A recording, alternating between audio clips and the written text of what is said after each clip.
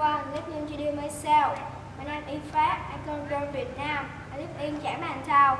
I'm 11 years old, and there are 3 people in my family. They are mother, father, and me. I'm a student at Am Hà Secondary School. My favorite subject is literature. My hobbies are reading a book, listening to music. My favorite food is chicken soup. I like comedy movies. I study English because it's very important and necessary.